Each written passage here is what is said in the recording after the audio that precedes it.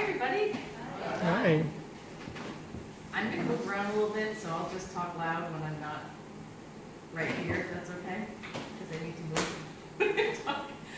Okay, so today I wanted to talk to you about tapping into spirit, but before I do that, I like to use this particular analogy. I use it a lot, but I'm a visual person, and I learn better that way, so I find a lot of people really, it helps them as well.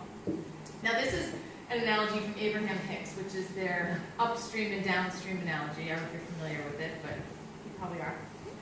So I'd like you for just a moment to imagine that maybe you're up in the White Mountains, you're at the Saco River, you've rented a canoe, you've rented something, like some sort of boat, and you're about to get into it. And the person who you've rented it from is saying, okay, now you're going to get in this boat, and you have a choice. We can go this way, right? And we can paddle up the stream. You're not going to get very far. You're going to work incredibly hard. And because you're working so hard and you're not really getting very far, but you're working so hard because that's happening, you're not going to really get to take in all the nature and all the beauty and all the wonderful things around you. But it's a choice. You could do this. Or you can get in your boat and you can go downstream. And be blinded again. And you're going to go downstream, and the river's going to take care of most of the work for you. You're going to have paddles, you have these oars, you can use them. There's going to be a tree in the way every now and again. There might be a rock in the way, you might need to navigate a little bit. But for the most part, the vast majority of the work is going to be done for you by the river. Right? And because that's happening, we get to do what? You're going to get to enjoy the nature and wildlife and everything else. Okay? So how many people want to go upstream and work really hard and not get very far? I feel like there's usually one person. At the last talk I gave, there were 3. I was like, what? How many of us have done it? Well, that's the thing. That's where we're going. So we all naturally just instinctually want to go downstream, right? We want to enjoy ourselves. But what ends up happening in our day-to-day life? So let me just spell it out for you guys. If we're over here and we're paddling really, really hard, what do my finances look like? You can yell out to me, it's okay. No, they're not good. I'm experiencing what? Lack? What? Struggle. Struggle, oh yeah. How about my relationships? Are those going great? No. Probably not. I'm surrounded by what? Come on, just get along. The You contrast. guys have never been upstream. You don't know what it's like over here, right? The contrast. He's fighting against Fighting, force. yeah. There's drama probably. There's all sorts. Yeah. You're dealing with all the, people are ticking you off, they're rubbing you the wrong, all these things, right? How about your health? How's that going for you? Over this way. No. Exhausted. Downhill. You're holding up your muscle. But your work, we're dealing with health issues when we're. So the thing is at every single moment of your life, at every single moment, you're either going upstream or you're going downstream. There's one or the other. And it's the same idea as your vibration, right? You're going this way, your vibration is getting lower, lower, lower, denser, denser, denser. Over here, your vibration is expanding. It's wonderful. It keeps getting better. And the way I like to think of it is that this is your God energy that you're connected to, right? This is there's this like, when we're coming this way, we're going towards it. And we're expanding and we're getting more of it. This is like the unity. If you're following the unity principles, you're going this way, right? We're all connected. My thoughts are my power. All these. When we're going this way, it's like you turned your back to it. All of your good is right there, but you've somehow turned your back to it. And for me, anyways, I find I end up over here quite a few times throughout the day, and I'm like, I gotta turn myself around. Or am I the only one that ends up over here throughout the day? Like people in traffic. All you gotta do is get in traffic if you're over here, right? That's all it takes. I mean, unless you could be that person that sits in traffic, you're like, this is this beautiful opportunity for me to be quiet and relax and pray. Every now and again I might do that, but usually I'm like, just go already, right? I don't know, maybe I'm the only one. So this is my whole, like, this is kind of how I like to look at my life. Am I going this way? And my husband has, like, he will point out to me when I'm going upstream, like when things are really getting all, like, do you want more of this? this upstream thing. No, I don't. So anyways, the tapping is how we turn around in our boat. Because so often we're over here and we're stuck. And people come to me, and they've got these, whether it's a limiting belief, or they've got phobias, or they've had trauma, they've had all these, health problems, things are going on in their lives that they don't, things are happening to them, right? How often do things happen to us, and then we're like, we attracted it. We all know, we're in unity, we don't want to hear it. So, but when you're going this way, it's sometimes really hard to turn around. So that's where the tapping comes in. All right, so now you have now I can come stand over here in front of the mic. So you could probably hear me. Can you hear me better now? I don't know. I'm just going to yell. It doesn't really matter. So as far as the tapping goes, there's this little scientific piece, and I'm not a scientific person, but bear with me because I kind of have to explain this because it helps make it all makes more sense. In our brain, we have what's called the amygdala. We have two of them. There's this little almond-shaped piece of the brain, and that's the part of our brain that activates the fight, flight, or freeze response. We're all familiar with that, right? Mm-hmm. Mm-hmm. So the thing about the amygdala is if you go back in time to when we were cavemen and women, the amygdala was there to protect us from, being prey, and also from being anything that would threaten our survival. Okay, which makes sense. So you're like a caveman woman, you're walking along, and there's a saber-toothed tiger over there. Okay, great. So your amygdala does what? Not only does it do the whole we have to fight, flee, or freeze right now, it takes in every aspect of that scene. It remembers, it will keep track of the sound of the wind, maybe the grass was moving, maybe there was a bird, maybe there was a smell. It will keep track of everything in that moment. So that next time, if you hear, smell, see something, it will trigger you and say, there's probably a saber-toothed tiger handy, we gotta make a run for it, right? So that's what your brain is doing. And it's really brilliant, the way it keeps track of everything. It is. So when that happens, let's say you run into a tiger, your brain, it goes into, it's called hijack. It actually will hijack the brain. You have in your brain what's called non-essential brain functions. Guess what those non-essential brain functions are? Compassion, reasoning, understanding, loving, kindness, anything that you would consider a brain function that would be a connection to spirit. All of those brain functions are considered non-essential. Why? Because, they're not going to keep you safe from the tiger. I get it. We need to be thinking about exit strategies, right? So what happens is the amygdala says, we're in danger. We're going to shut down all of the non-essential brain functions. Done. And it happens before it's not your brain gets a warning, like, hey, we're not going to be able to access you for a little bit. No, it just happens. There's no opportunity for your spirit side of your brain to say, well, I think there's no talking about it. It just happens. Then, it also shuts down your non-essential body functions. Because, again, if the tiger's coming after you, do you really care if your body's digesting its lunch properly? No. Do you care if you're metabolizing well, or if you have maybe you had a cold? Do you really care if we're working on fighting that cold right now? No. I understand. And that's why it's there, right? The thing is it's still happening today, but we'll get there in a minute.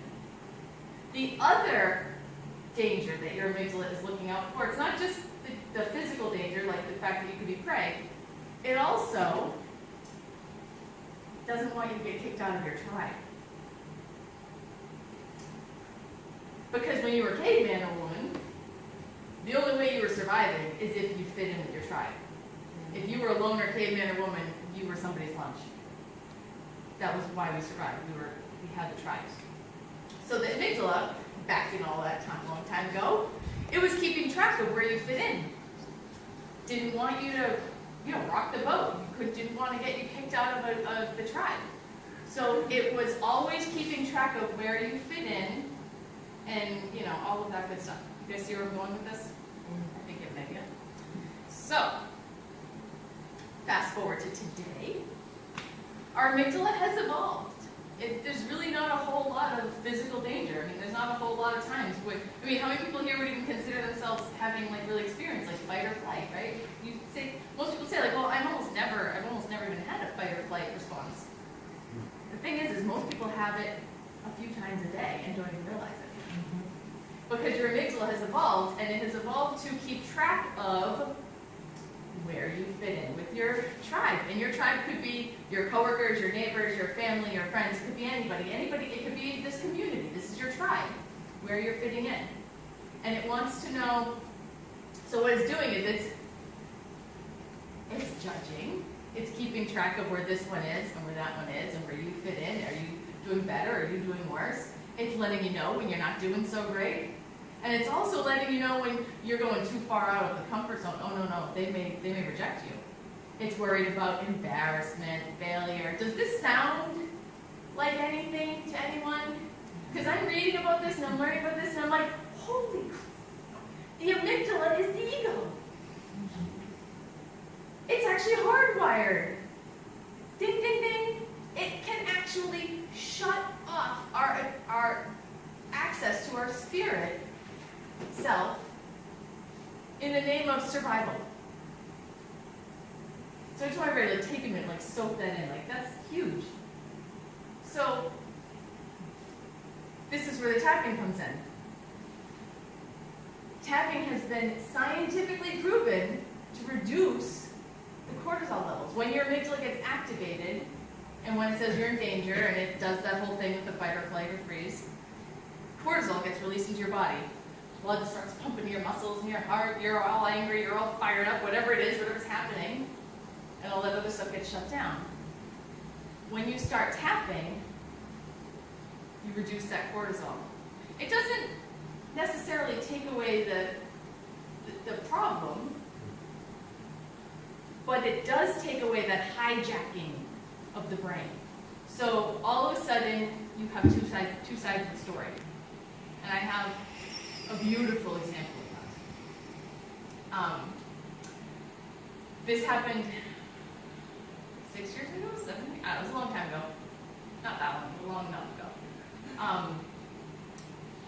I used to hate, and I don't like that word hate. I mean, that was a swear word in our house. But I genuinely did. I hated our dentist's husband, the man who ran the office at our dentist's office. This man, every time I saw him, I cringed. He rubbed me the wrong way. He upset me every single time I saw him. You know, everybody has that person, right? Maybe not everybody, but most people have that person that just, the way he talks, the way, everything. I just, my husband can, he knows. Because I'd be like, oh, I have to go deal with him again. So, and I have 4 children. So what I would do is I would schedule 2, and then go back the next week and have the next 2, because I didn't want to take all 4 at once. And, you know, so I took 2 children to the dentist, and one of them came out and said, I have 2 cavities, of course.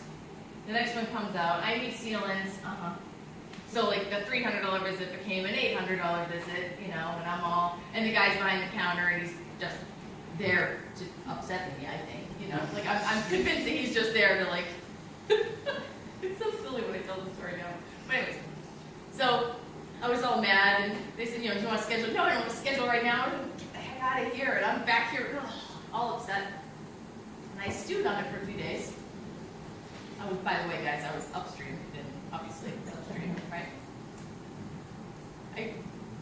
And it was a Friday, and I had to take 2 more kids to the dentist the following Tuesday. And I'm sitting there, I'm sitting in a car, I got like 45 minutes to kill, the kids are taking a class, and I'm just sitting there stewing over how much I can't stand this guy, and how I've got to go see him again in another few days. And I heard this little voice that said, why don't you tap on it? And now my background of tapping at that point was I had read a book. And I maybe had tapped a handful of times after I read the book. I was not an expert. I didn't know really a whole lot about what I was doing with it. And my point is, the point of that is any of you can just go home and tap. You don't have to take, I mean, you can take classes, you can learn more about it, but there's nothing stopping you, okay? So I'm sitting there in the car, and I start tapping. And I encourage you to just tap along with me, just because why not? It's fun to tap. So I was tapping on the side of the hand, and you don't have to repeat after me because what I'm going to say is some awful things, but just tap along. So I'm sitting in the car and I'm saying, even though that guy's a real jerk, and I love it, accept myself, but I'm really mad about it. And even though and I was in my car alone, so I did use other words that I'm not going to use in this place. If I'm going to use jerk, even though that guy's a real jerk and I can't stand him, I do love and accept myself. Even though he's such a jerk, I do love and accept myself. And so what we're doing there is a setup statement. And so you're basically acknowledging how the amygdala is feeling. Yeah, that guy's a real jerk. The amygdala is coming out. Or the ego, or however you want to look at it. Yeah, he is a jerk.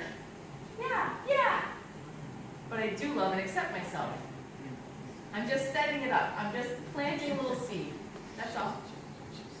So then I keep tapping. So everybody join me. Tapping on the top of the head. He's such a jerk.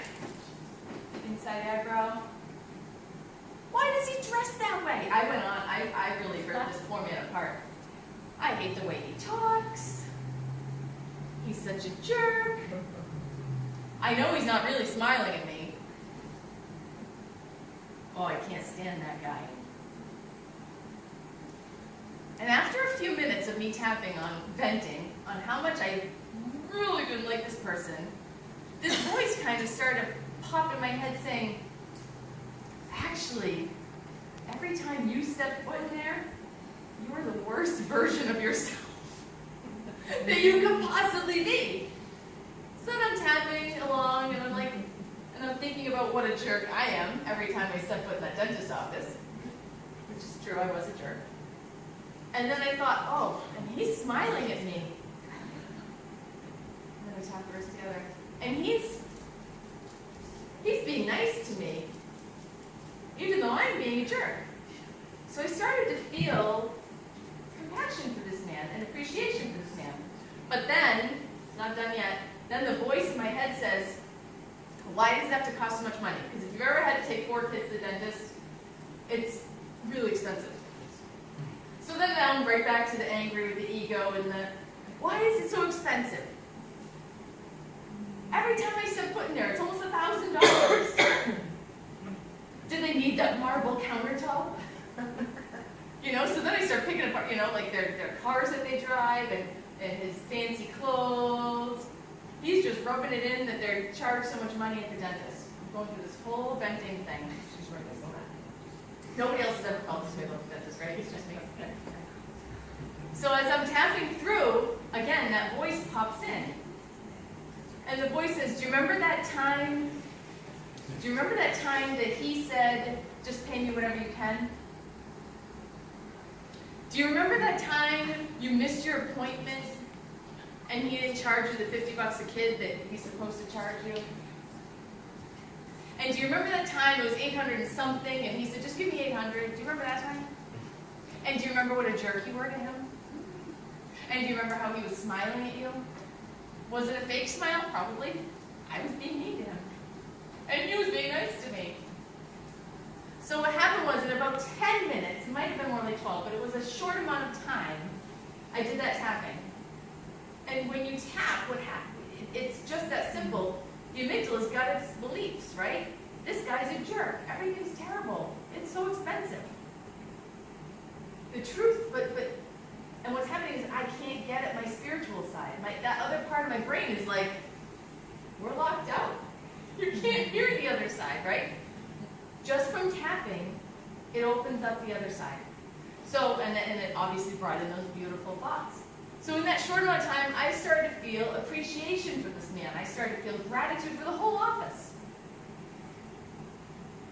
And that would be enough. But there's more. That next Tuesday, I brought my next 2 children to the dentist. And it was my son and my daughter, and they're younger. And my daughter, she had severe anxiety at the dentist's office. And I can't stress enough how severe this anxiety was. First of all, I would never tell her that we were going to the dentist until like we're getting in the car, because she would be sick. It would be a whole thing up in I can't go, I'm throwing it, like all this, oh. So I couldn't even tell her. And then we get there, and we would usually have to use gas, because she wouldn't, it was just this panic attack she would have. It was this awful experience. And we don't even like to give our kids Tylenol, and here I'm giving her gas at the dentist, because she won't sit there and open her mouth. And I can't tell you how many people she has bitten over the years, and just the whole thing. So, there we are. Now, I didn't walk in like this that day, right? I walked in feeling like, whew, kind of like these people. Feeling pretty blessed. So I walked in feeling good. We're all sitting in the waiting room, and the hygienist comes out and she says, who wants to go first? And my daughter says, I'll go. And the hygienist and I looked at each other like, what? Okay. So she went. And then another hygienist came out and took my son. And so I went to poke around and just go check in on them. And the hygienist is saying, oh, do you think we could take pictures of your teeth today? And my daughter said, yeah, go ahead. Like, why wouldn't you? We'd never gotten x-rays in all the years of her going there, because that would involve her, I mean, it's not really pleasant. You bite down, you have to hold it there for a little while. She would never do that, and, or she had gas, so how can? Never had x-rays of her teeth. Did the x-rays. The hygienist, I'll never forget, because like you have to go around the walls, like hit the button, right? She went like this. She was like so happy. She was leaping. She was like leaping with joy for how like excited my daughter was. How my daughter's a different kid. So the dentist came in and said, well, she does have a cavity. You'll have to make an appointment with the pediatric dentist, because of the gas. And my daughter said, you can just do it now. And the dentist looked at me. She didn't say it out loud. She mouthed it. She said, I am not working on her mouth. She had been bitten by her so many times over the years. I'm not working on her mouth. And the hygienist said, no, she's a different kid. I'm telling you, you can do it.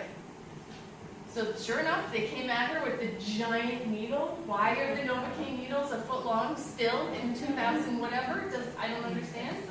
Came out with this huge needle. Fine. Filled the cavity. Fine.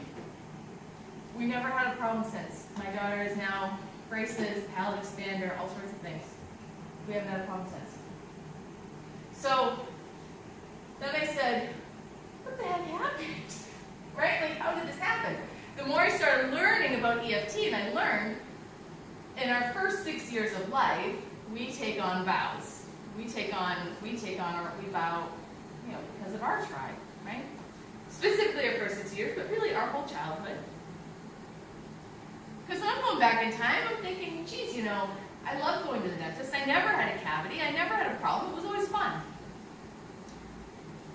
And I would sit in the waiting room with my other siblings, so I was the oldest of 4. And I'd sit there and I'd kind of keep an eye on everybody, and we'd do puzzles and things when my mom would have her cleaning. And then she'd come out and she'd go to the counter and she'd write the check. And if I look at her and I see her at the counter, I can feel her anxiety writing that check for the 4 kids and herself. And I can feel this isn't safe. This is a lot. This is a sacrifice. This is a big deal. And my amygdala took that and stored it. And then once I had 4 kids that I was paying for at the dentist, all of a sudden he became a jerk. And I hated him, and there were all these terrible things, and I was highly stressed, and I'm pumping out this vibration of it's not safe, it's not safe, it's not safe. Well, my daughter, who's incredibly sensitive, picked up on that vibration. I'm not safe. Mom's pumping out this vibration that she's not safe. I'm not safe. So every time she stepped foot in there, on her, she had a fight, flight, or freeze response, and she was pumping out this, oh no, I'm in danger. Does this make sense? Yes. So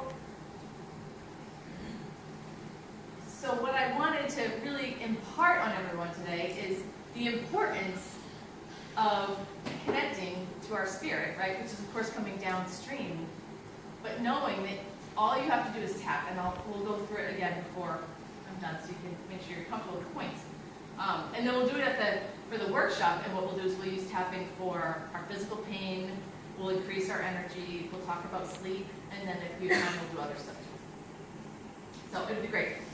But you had said something in the opening prayer about being and doing.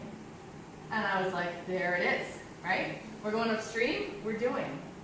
We're coming downstream, we're being. And all we have to do, I mean, there's lots of things we can do to turn around in our boat, of course. We can pray, we can meditate, we can put our hands on our heart, we can center ourselves. I personally like to do the tapping because I know it works. And after that happened, after I had that experience and I saw, the change in my daughter and in myself, that's when I was like, oh, going to get certified. Gotta go learn more about this. And the magic behind it is really, it's just amazing. It really is. It really, really is. So, yeah, I think that's about it. But let's all tap together as a group, okay? So, we usually start on the side of the hand, and we're not even going to say anything. I just want to just tap through around with everybody. I like everyone just kind of like take like a body scan, see how you're feeling, okay? And we'll just breathe while we do the side of the hand. Just do this for a breath or two.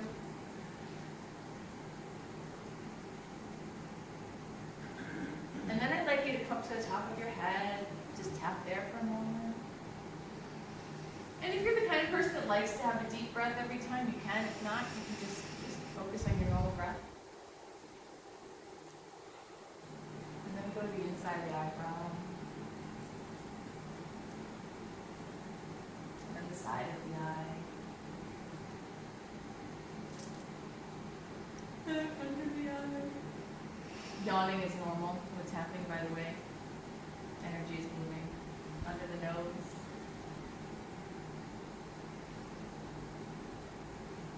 Under the chin, onto the chin.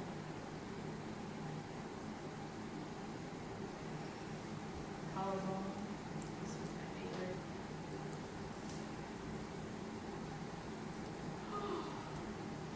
Under the arm.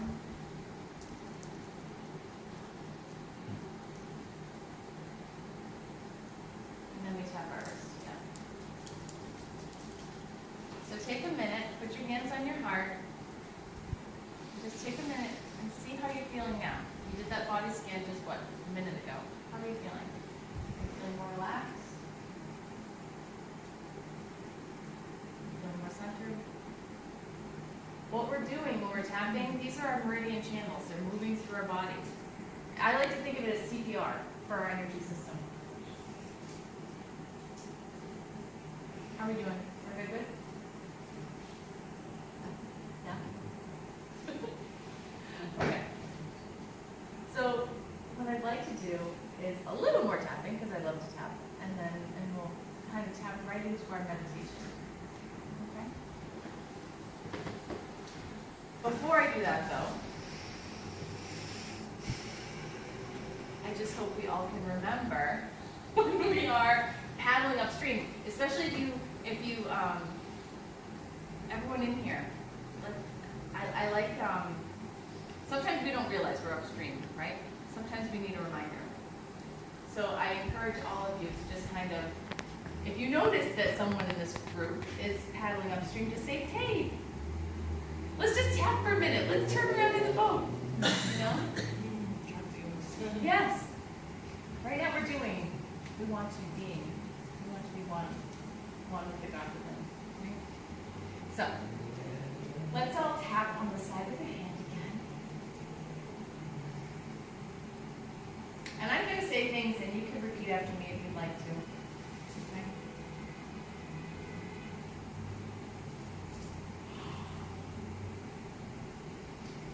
I am ready to move downstream.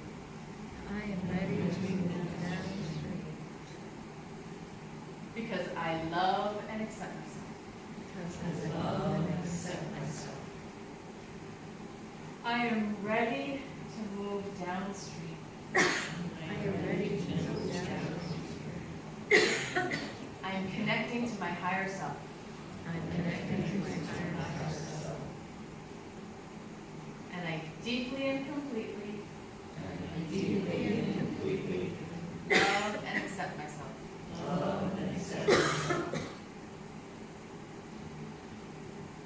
And even though sometimes I get stuck upstream,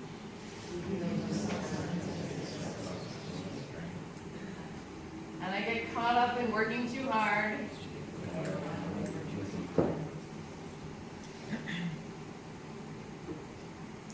I deeply and completely I deeply and completely love and accept myself. Top of the head. I am one with God. I am one with God. Inside the eyebrow. I am the light of God. I am the light of God. Inside of the eye. I have the power to connect to my spirit. Connect to my spirit. Anytime. By simply tapping on myself. It seems strange, but if it works, I don't care.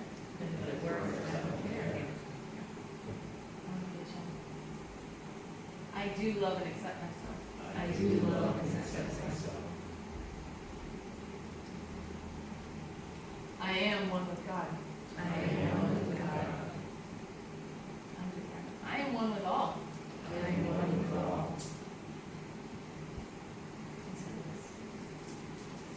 And when I go downstream, And when I go downstream, I inspire others to go downstream. I inspire others to go downstream. Top of the head. When I go downstream, When I go downstream, my vibration goes up, my vibration goes up, and everyone's vibration goes up. and everyone's vibration goes up.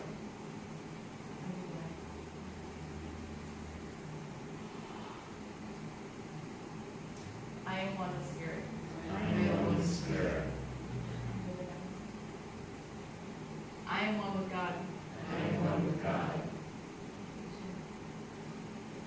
I am a person of power.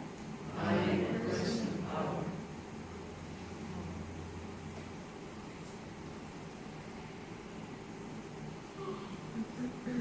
As I move downstream, As I move downstream, I connect to my spirit. I connect to my spirit.